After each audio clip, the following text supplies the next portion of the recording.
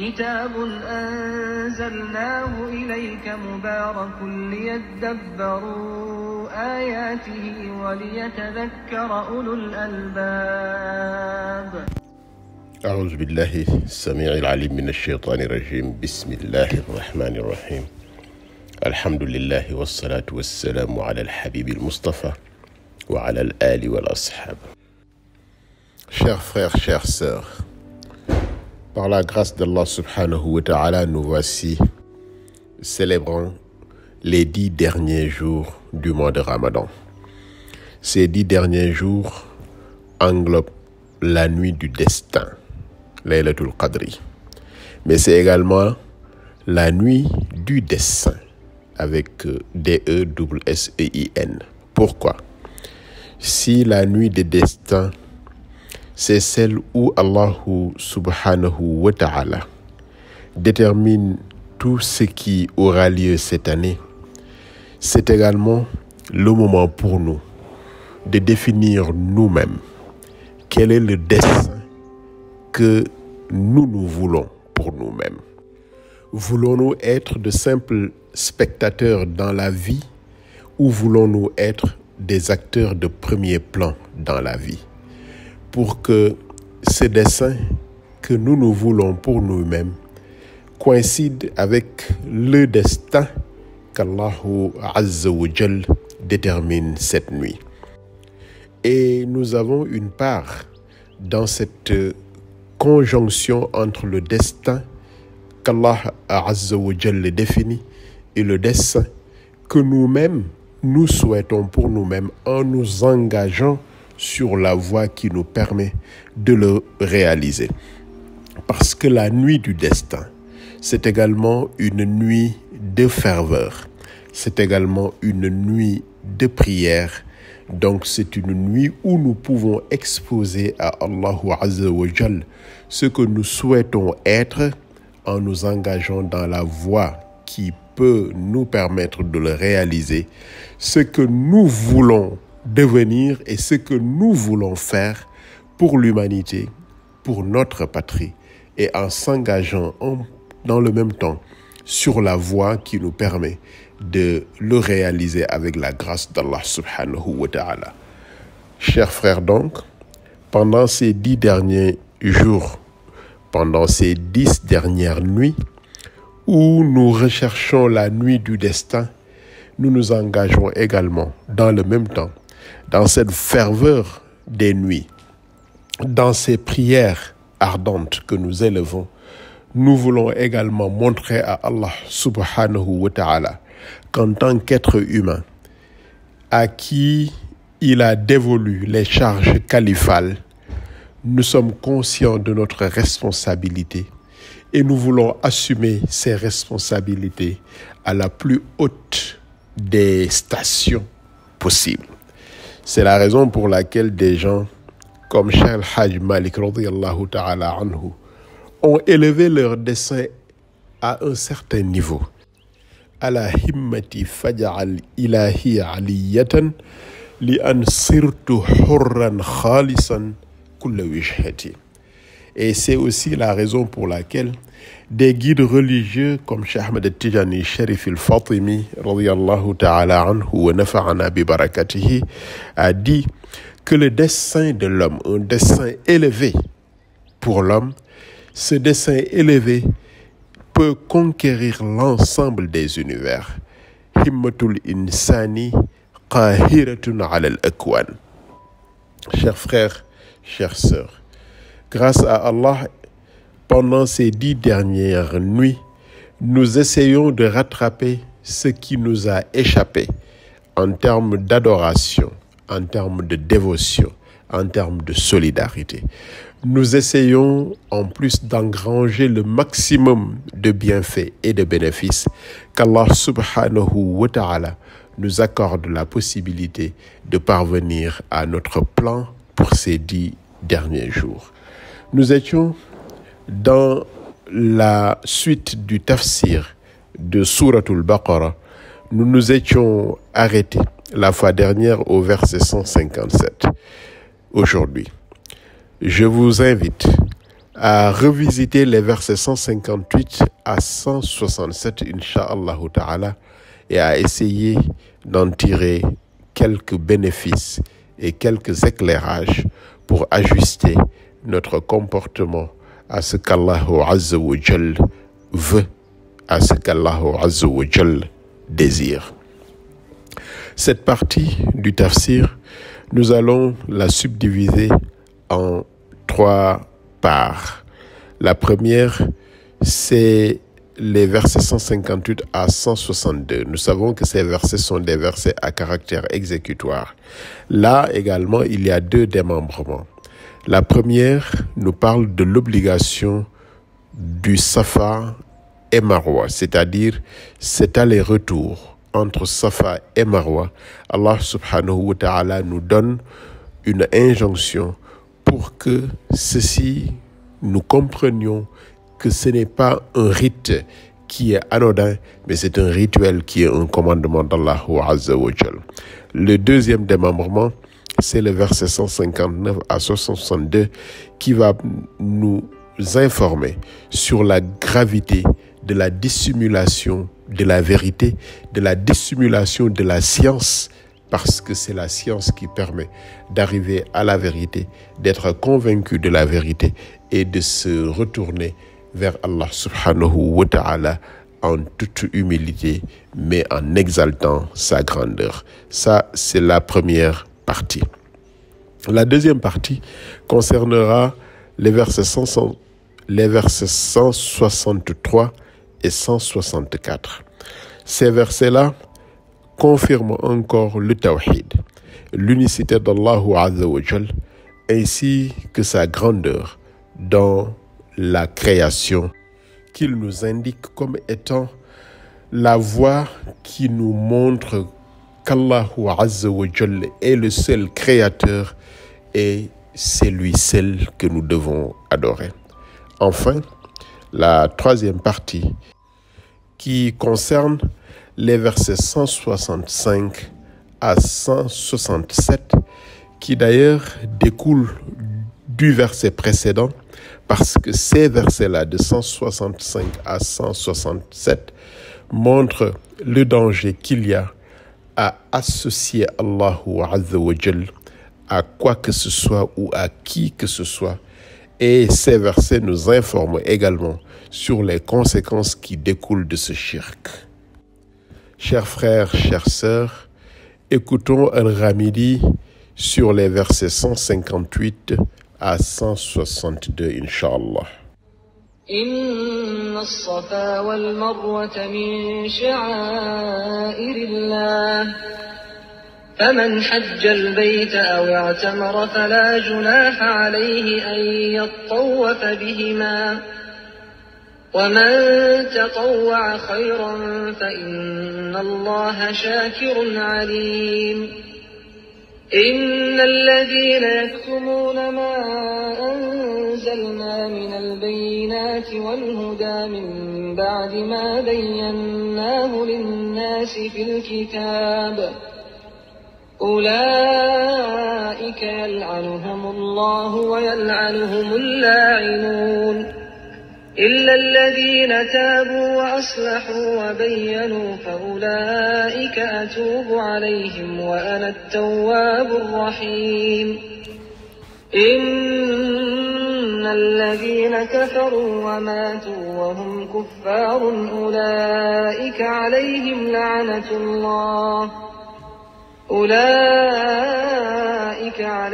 لعنة الله والملائكة والناس أجمعين خالدين فيها لا يخفف عنهم العذاب ولا هم ينظرون. Dans cette partie, les versets 158 à 162, qui font partie des ayatul ahkam, des versets exécutoires, nous avons 2 éléments. Le premier élément, c'est celui qui parle de as-sa'yu, c'est-à-dire la marche, la petite trotte entre Safa et Marwa pendant le pèlerinage. Allah Azza wa Jalla nous dit que as-Safa et al-Marwa sont vraiment parmi les lieux sacrés d'Allah. Donc, quiconque fait pèlerinage à la maison ou fait al-Umrah ne commet pas de péché en faisant le va-et-vient entre ces deux mots. Et quiconque fait de son propre gré une bonne œuvre, Allah alors est reconnaissant et omniscient. Chers frères, chères sœurs, Allah Azza wa Jalla nous informe dans ce verset que le rite de Safa et Marwa est bel et bien un rite sacré. Par conséquent, le musulman ne doit pas se laisser distraire par ceux qui prétendent que ce n'est qu'une copie d'un rite anté-islamique. Même si, pendant la période anté-islamique, les Arabes avaient l'habitude de faire cette trotte, ce va-et-vient, il n'en demeure pas moins vrai qu'Allah Azza wa Jal l'a recommandé. Mieux, il l'a commandé en utilisant inna, une préposition de confirmation, pour montrer que c'est quelque chose qui est fondamental dans le rituel du pèlerinage. Donc, c'est un rite sacré par Allah. Et le croyant se doit de le respecter et de le respecter avec ferveur, car il est dit ذلك ومن يعظم شعائر الله فإنها من تقوى القلوب. Car, dit Allah Azza wa Jal, voilà ce qui est prescrit. Et quiconque exalte les injonctions sacrées d'Allah, quiconque exalte les rites commandés par Allah, celui-là s'inspire en effet de la piété des cœurs. La piété des cœurs, c'est-à-dire celui-là va bénéficier d'un cœur purifié, entièrement tourné vers Allah Azza wa Jal, qui n'est souillé par quelconque autre désir, par quelconque autre chose, par quelconque autre distraction. Ce cœur est simplement habité par Allah Azza wa Jal. ذلك ومن يعظم شعائر الله فإنها من تقوى القلوب. Notons bien, chers frères, chères sœurs, qu'Allahu Jalla Jalaluhu wa Azza Kamaluhu insiste sur le caractère sacré de ce rite avec la préposition inna, comme nous l'avions dit tantôt. Ensuite, dans Souratul Hajj, il déclare que celui qui exalte ces rites sera animé par la piété intime. Ceci pour confirmer que le va-et-vient entre Safa et Marwa est bel et bien une obligation pour le pèlerin, que ce soit pour le Hajj, que ce soit pour la Umrah. C'est donc une obligation et le pèlerin musulman doit le respecter en suivant en cela le modèle prophétique, le modèle de Al-Habib al-Mustafa qui avait dit « Khuzou anni manasikakum ». Chers frères, chères sœurs, en dehors du respect de ce rite, dans sa sacralité, Allah nous invite en tant que musulmans à entreprendre des dévotions surérogatoires, car cela augmente les bienfaits et cela élève le rang de celui qui s'adonne à ces dévotions surérogatoires. Son rang va s'élever auprès d'Allah Azza wa Jalla. Celui-là également doit savoir que son œuvre, que ce soit une œuvre insignifiante aux yeux des gens ou que ce soit une œuvre grandiose, si c'est fait pour la seule face d'Allah Azza wa Jalla, que celui-là sache que cette œuvre n'est point perdue, ne sera jamais perdue, puisque Allah Azza wa Jal, c'est lui qui est reconnaissant, celui qui est omniscient. Rien ne lui échappe. Rien, aussi menu soit-il, aussi giga soit-il, rien ne lui échappe. Et il sait remercier son serviteur à la hauteur de son œuvre, mais à l'échelle de sa grandeur à lui, Allahu Jalla Jalaluhu wa Azza Kamaluhu.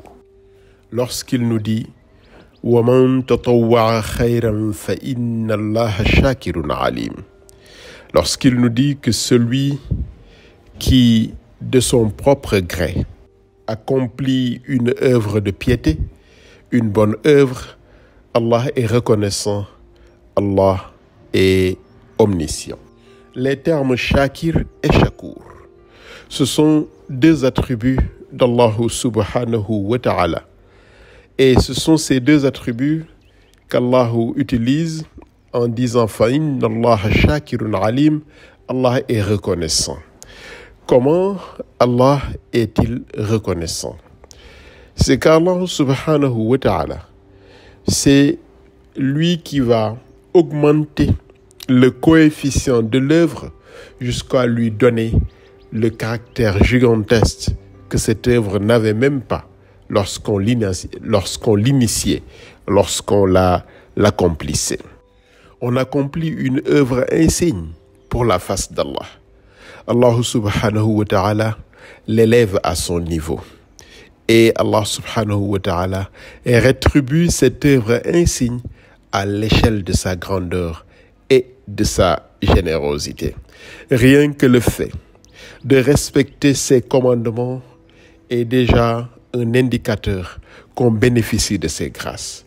Lorsqu'on accomplit, en plus de ses commandements, des dévotions par notre propre gré, des dévotions par notre propre volonté, alors que ce ne sont pas des obligations, Allah subhanahu wa ta'ala inspire dans le cœur du croyant une lumière et une foi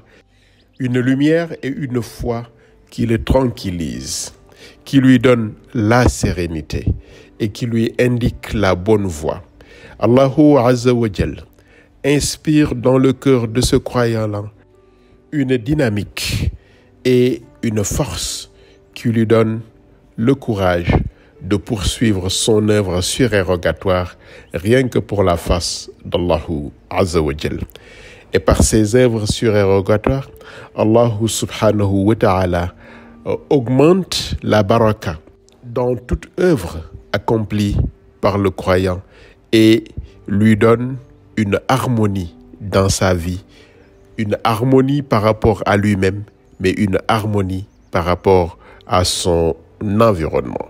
Et c'est pour cela qu'Allah dit وَمَنْ تَطَوَّعَ خَيْرًا فَإِنَّ اللَّهَ شَاكِرٌ عَلِيمٌ. Quiconque fait de son propre gré une bonne œuvre. Déjà, وَمَنْ تَطَوَّعَ, celui qui fait des actes surérogatoires de son propre gré. وَمَنْ تَطَوَّعَ خَيْرًا, cet acte surérogatoire est en elle-même une bonne œuvre, mais également ce qui va en résulter ne sera que bénéfice. خَيْرًا, parce que فَإِنَّ اللَّهَ شَاكِرٌ, Allah subhanahu wa ta'ala est reconnaissant par rapport au fait que malgré que c'est un serviteur d'Allah qui ne fait que respecter les injonctions d'Allah, Allah subhanahu wa ta'ala en retour lui est reconnaissant pour cela. En plus, les actes surérogatoires qu'il accomplit sont tout bénéfice pour lui, mais Allahu Azza wa Jal lui est encore reconnaissance de cela. Donc tout acte accompli par le musulman, acte de respect d'un commandement, acte volontaire et de son propre gré pour une dévotion volontaire, Allahu Azza wa Jal lui accorde une rétribution au-delà de ses propres espérances, parce que cette rétribution-là est à l'échelle d'Allah. On peut donner un exemple, les 10 dernières nuits du Ramadan, où nous recherchons Laylatul Qadri. Laylatul Qadri khayrum min alfi shahrin, une seule nuit qui, d'un point de vue du coefficient, est égale à 1000 nuits. 1000 nuits évaluées donnent 84 ans. Une nuit de dévotion équivalent à 84 ans de dévotion. C'est ça l'échelle d'Allah Azza wa Jal. Et les actes surérogatoires sont rémunérés à l'échelle d'Allah, et à l'échelle d'Allah, il n'y a pas de limite. وَمَنْ تَطَوَّعَ خَيْرًا فَإِنَّ اللَّهَ شَاكِرٌ عَلِيمٌ. Chers frères, chères sœurs, le deuxième élément dans cette première partie, c'est les versets 159 à 162. Ici, Allah subhanahu wa ta'ala nous dit, certes, ceux qui cachent ce que nous avons fait descendre en fait de preuve et de guide, après l'exposé que nous en avons fait aux gens dans le livre, voilà ceux qu'Allah maudit et que les maudisseurs maudissent. إن الذين يكتبون ما أنزلنا من البينات والهدى من بعد ما بيناه للناس في الكتاب أولئك يلعنهم الله ويلعنهم اللاعنون. Qu'Allah nous préserve d'être parmi ceux qui sont maudits. Il ne faut pas, chers frères, croire qu'ici, la dissimulation se limite seulement à ce qui est consigné dans le livre coranique. Toute science qui permette à l'humanité de mieux comprendre et de mieux appréhender l'essence de la vie, de mieux ajuster ses faits et gestes aux règles d'éthique et d'équité, de mieux appréhender la vérité et de la distinguer du faux et de l'erreur, toute science dans cette dimension, toute science est à intégrer dans le sens de ce verset. Ceux qui cachent ce que nous avons fait descendre en fait de preuve et de guide après l'exposé que nous en avons fait aux gens dans le livre. Il faut comprendre que tout ce qui est science, tout ce qui est savoir juste, vérifié, véridique, entre dans cette partie du verset qui dit إن الذين يكتمون ما أنزلنا من البينات والهدى من بعد ما بيناه للناس في الكتاب. Parce que, chers amis, le livre de l'existence, ce que Serigne Cheikh Tidiane Sy radiyallahu ta'ala anhu appelle Ayatul Kawn, ce sont les signes qui sont dispersés à travers le grand livre ouvert. C'est ça le livre de l'existence. Le grand livre ouvert, un livre qui n'a pas de couverture, c'est ce livre qui permet de comprendre. Le livre qui a des couvertures, c'est le Mus'haf. Le livre sans couverture, c'est toute la création, c'est l'univers, c'est les multivers, comme disent aujourd'hui les scientifiques. Mais les signes qui sont dans le livre de l'existence, Sanurihim ayatina. C'est le mot aya, ce sont des signes qui sont dispersés dans ce grand livre ouvert et qui ne sera jamais fermé. Que lorsque Allah Azza wa Jal dit que Yawma natwi as-samaa ka-tayyi as-sijili, c'est ce jour-là seulement que ce livre sera replié sur lui-même. Mais avant cela, ce livre restera ouvert jusqu'à ce qu'Allah Jalla Jalaluhu wa Azza Kamaluhu en définisse le terme. Et pendant cette période où il restera ouvert, il nous permettra de l'ausculter, de le regarder, de l'observer, de l'étudier pour en comprendre les sens et pour mieux comprendre les autres signes qui sont des caractères écrits sur le livre qui est fermé. هذا الكتاب لا ريب فيه. Ce sont ces signes, Ayatul Kawn, qui nous permettent de comprendre les versets Ayatul Kitab. Et celui qui fait une dissimulation sur le livre ouvert, Ayatul Kawn, ou celui qui dissimule la vérité sur les versets du livre fermé, Ayatul Kitab, ces deux-là font partie de Innal ladhina yaktumuna ma anzalna minal bayyinati wal huda. Et en le faisant, on est dans le cercle de ceux qui ont nié la grandeur d'Allah et ceux qui ont nié cette disposition qui impulse en nous ce mouvement vers l'humain pour lui être utile. C'est ce que Serigne Cheikh Tidiane Sy radiyallahu anhu disait dans Ara'ayta alladhi yukadhibu bid-din fadhalika alladhi yad'u al-yatim wa la yahuddu ala ta'ami al-miskin jusqu'à wa yamna'una al-ma'un. C'est celui-là qui freine en lui cette disposition à apporter à l'humanité ce qui peut lui être utile, ce qui peut atténuer les rigueurs de la vie. Parce que c'est par la science qu'on investit dans notre vie de tous les jours. C'est par cette science-là qu'on arrive à atténuer les rigueurs de la vie. Et c'est par cette science fécondée avec les versets du Coran qu'en atténuant les rigueurs de la vie, on élève dans le même temps nos faits et gestes avec cette élégance qui lui permet d'atteindre les cieux. Inna alladhina yaktumuna ma anzalna min al-bayyinati, ces gens-là empêchent d'entrer dans la bonne direction, cette bonne direction qui nous mène vers la bonne guidance ou le huda, alors qu'Allah subhanahu wa ta'ala a rendu tout cela clair à travers le livre ouvert et à travers le livre fermé. Ces gens-là sont comme des mécréants. Ulaika alayhim la'natullahi wal mala'ikat wan nasi ajma'in. Cependant, Allah Azza wa Jal ne ferme jamais une porte. Il laisse toujours une clé pour qu'on puisse ouvrir la porte après nous être remis en cause pour revenir vers lui repentant.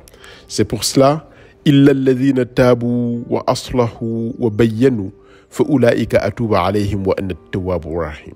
Allah ouvre la porte de la repentance, la porte des remords, pour qu'on puisse revenir vers lui, retrouver les versets du livre, les mettre en harmonie avec les versets de la nature, avec les signes de la nature, et nous mettre au pas sur la voie de la bonne guidance, wal huda.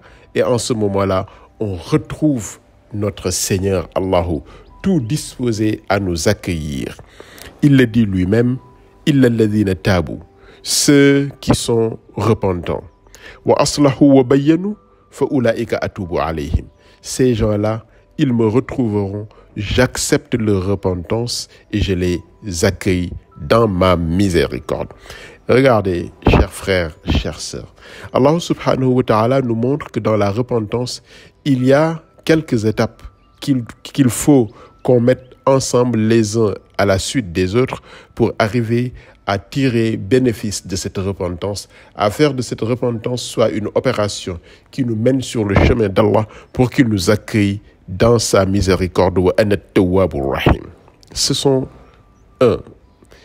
la volonté de remettre en cause, de remettre en question notre action qui n'était pas certainement la meilleure.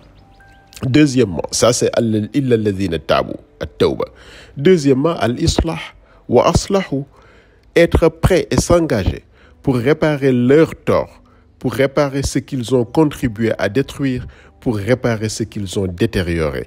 Illa alladhina tabu, le repentir, wa aslahu, la réparation des torts, réparer ce qu'on a détruit, wa bayyanu, restituer la vérité dissimulée, ou bien restituer la vérité contrefaite. Wa bayyanu, ce sont ces trois éléments-là, at-tawba, al-islah, wa tabyin. Ce sont ces trois éléments-là qui permettent d'ouvrir grandes les portes de la repentance pour que Allah nous accueille. Wa anna at-tawwabur rahim. Chers frères, chères sœurs, nous voici arrivés au terme de notre temps d'aujourd'hui. Nous prions Allah Azza wa Jal qu'il nous accorde ses grâces pour que nous puissions terminer le Ramadan dans les meilleures conditions de piété et dans les meilleures conditions de santé. Pendant ces 10 derniers jours où nous recherchons la nuit du destin, essayons de faire de sorte que notre destin soit élevé et qu'il augure une contribution pour un Sénégal de paix et un Sénégal prospère, pour la paix dans le monde, que ce destin-là coïncide avec le destin d'Allah subhanahu wa ta'ala. Et c'est cela qui ouvrira sur une aube de paix jusqu'à ce qu'on se retrouve l'année prochaine, Inch'Allah, pour construire encore un autre dessin, pour une autre aube de paix. Salamun hiya hatta matla'il fajri. Wa sallallahu wa sallama ala al-hadi al-habib al-Mustafa wa ala alihi wa ashabihi. Wassalamu alaykum wa rahmatullahi ta'ala wa barakatuhu.